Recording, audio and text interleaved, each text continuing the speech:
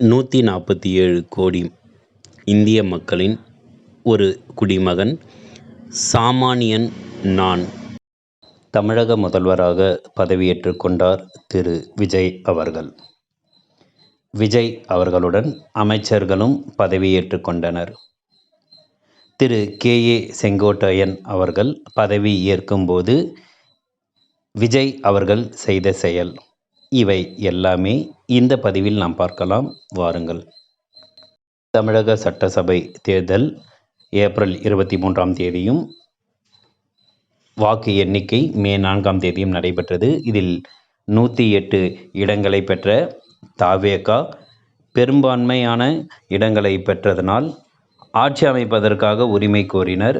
பெரும்பான்மையை நிரூபிக்க 118 இடங்கள் தேவை என்ற நிலையில் கடந்த 6 நாட்களாக நடைபெற்ற பேச்சுவார்த்தைகள் ஆதரவு அளிக்க கோரி ஒவ்வொரு கட்சிகளிடம் சென்றது. இவை எல்லாமே எப்பொழுதுடா முதல்வராக பதவி ஏற்பார் அல்லது வேறு யாரெல்லாம் முதல்வராக பதவி ஏற்பார்களா என்று அரசல் புரசலாக பல பேச்சுக்கள் வந்தாலும் இறுதியாக நேற்று மாலை 118 என்ற பெரும்பான்மையை பெற்றுவிட்டதாக திரு விஜய் அவர்கள் யாரெல்லாம் ஆதரவு தந்தார்களோ அந்த தலைவர்களை அழைத்து கொண்டு ஆதரவு கடிதத்தோடு தமிழ்நாடு ஆளுநர் அவர்களை சந்தித்து ஆதரவு கடிதத்தையும் பெரும்பான்மை நிரூபிப்பதற்கான கடிதத்தையும் அளித்தார்.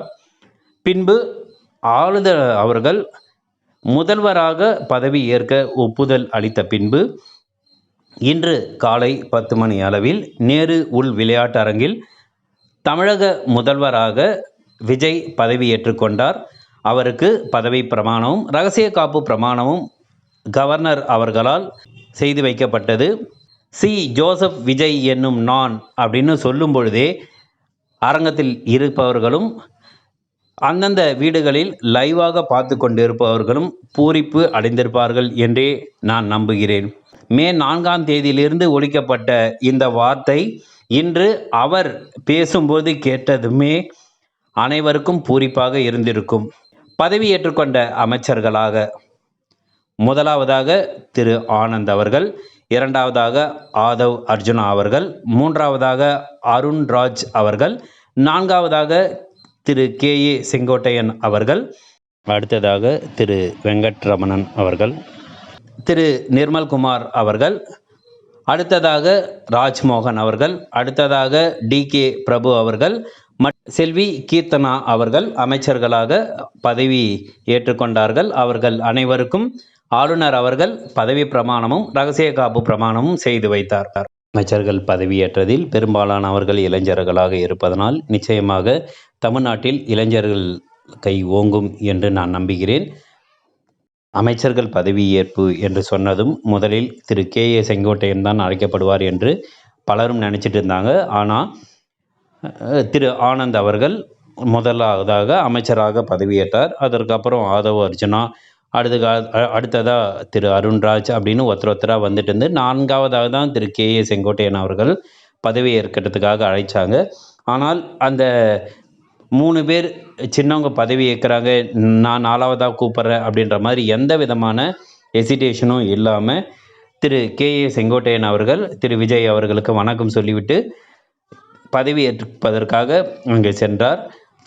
அதுவரை உட்கார்ந்துட்டு இருந்த திரு விஜய் அவர்களும் திரு ராகுல் அவர்களும் திரு கே.ஏ. செங்கோட்டையன் அவர்கள் பதவி ஏற்கும்போது எழுந்து நின்று அவர் பதவி பிரமாணமும் இரகசிய காப்பு பிரமாணமும் செய்து அவர் படித்து முடிக்கும் வரை அப்படியே நின்றுட்டு இருந்தாங்க. அதே மாதிரி அவர் அங்கேருந்து ஆளுநரிடம் கை குலுக்கி விட்டு திரும்பவும் எல்லாருக்கும் வணக்கம் சொல்லிட்டு திருப்பி வர வரைக்கும் அப்படியே நின்றுட்டு இருந்து அதுக்கு அடுத்த ஆள் போகும்பொழுது மட்டும்தான் இவங்க 2 பேரும் உட்கார்ந்தாங்க. ஆக வயதுக்கும் அவருடைய ஏற்கனவே அவர் எம்எல்ஏவாகவும் அமைச்சராகவும் இருந்ததற்கான ஒரு வயதுக்கு மூத்த ஒரு ரெஸ்பெக்ட் தான் திரு விஜய் அவர்கள் கொடுத்தது. அதனால் திரு கே.ஏ. செங்கோட்டையன் அவர்களுக்கு பூரிப்பாக இருந்ததோ இல்லையோ அதை கவனித்த அனைவருக்கும் நிச்சயமாக பூரிப்பாக இருந்திருக்கும். ஆக திரு செங்கோட்டையன் அவர்களுடைய அனுபவமும் அந்த வயதும் நிச்சயமாக திரு விஜய் அவர்களுக்கு உறுதுணையாக இருக்கும் என்று நான் நம்புகிறேன்.